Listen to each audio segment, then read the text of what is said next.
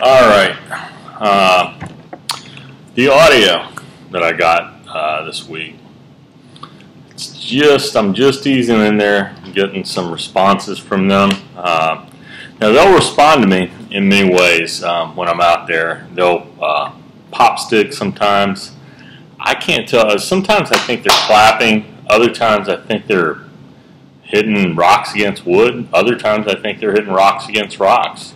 I don't know. I can't tell. But I know they respond to me. Occasionally I'll get a verbal response. And that's more when they're in close, and that typically happens at night, although it could happen in day when there's heavy brush and in close proximity and they could still stay concealed. Even at night, what I found with them, these guys fascinate me. They're so smart. At night, when they get around me, they typically put themselves, I found crazy stuff. On my property, when I used to be out there, I'd hear them dragging stuff. And then the next morning, I'd see where they'd been laying, and then they'd put a bunch of sticks, like a pile of sticks in front of them. And if you think about that, that's really smart. It's dark, and I know I can't see.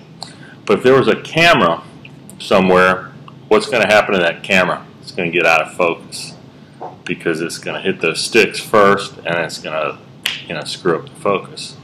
So they're really, really smart. I've learned a ton from them.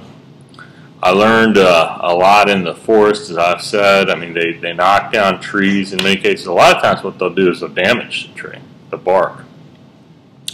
And the bark itself the removal of the bark will eventually start to kill the tree, and then even the big trees, they'll start to rot and they'll push them over. And what happens then? It goes down, creates a huge smorgasbord over time of grubs and smaller animals that I think they snatch occasionally, like rabbits and tons of animals around that stuff. So they're smart. They're really smart about how they do everything. I've heard. Anyway, I've just seen and heard a lot of stuff. But when I first began this, I felt like I was the smart guy and they were the primitive people, didn't know any better. But as I went on, I found out I'm the dumb guy. They are really smart, really intelligent, both from the bush, the forest, and knowing how to survive out there. I truly believe they use different things for medicine. I've seen evidence that they might be using like pine bark sap. I'm sure they use herbs, and if you guys aren't using herbs, this is the one thing I really learned as I went into this. This is the blessing out of all this. I don't take any antibiotics. Even when I had borderline pneumonia a couple years ago, it was getting there. I felt like I had a bag that was being stuffed over my mouth. I couldn't breathe real well, couldn't take in air very well, and I was panicked. I thought I was going to have to go to the hospital. And anyway, so all that said is I went out and got some magnolia because I read about this. And this is ancient Chinese herbs, man. But I guess my point is everything you need, everything they need for being ill, food, or whatever, it's all there. You don't even need to till the ground. It's just all there if you know how to do it. So I boiled magnolia, put my face over it. And magnolia is an anti-inflammatory it's good for the lungs.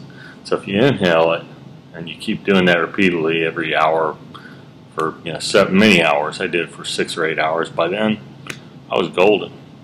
That stuff, even the first couple hours, I was already coughing, but I wouldn't lose my breath.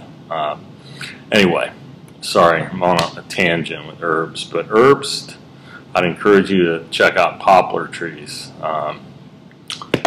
maple, the sap from that stuff, the mushrooms that come off the maple.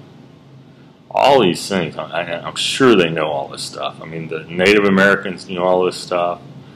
And anyway, so all right. So getting back to my outing, I went out the other day or two ago. I think yesterday. Yeah, it was yesterday. And I got this audio, I'll play it for you. But keep in mind that they'll respond. They respond to me at each of those times, and it's pretty cool. And then there's one part where they're doing an owl call. I've never heard an owl call like that. Maybe there is an owl call. And if there's an owl call like that, send me a link, because I haven't heard an owl call like that. I mean, only from them. So anyway, but I think that's it. So I'd encourage you to really learn your herbs, your edibles. So much edible out there. I mean, like pretty much everything is edible.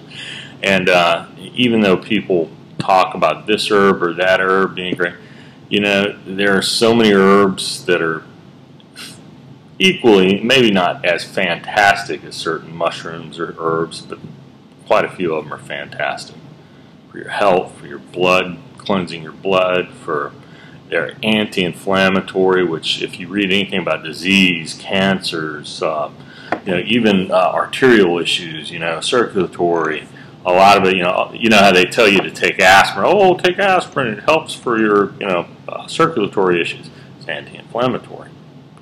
Poplar trees are anti-inflammatory. That's what aspirin and a lot of medicines come from. They don't tell you this, they just sell you this crap. So anyway, check it out, learn about this stuff. This is what I gained from being out there with the bigs, okay? And, you know, again, I thought they were the idiots. You know, I was talking to them very slowly, trying to I'm the idiot. They understood everything I was saying. They speak multiple languages. How many of you can say you speak multiple languages? They speak multiple languages.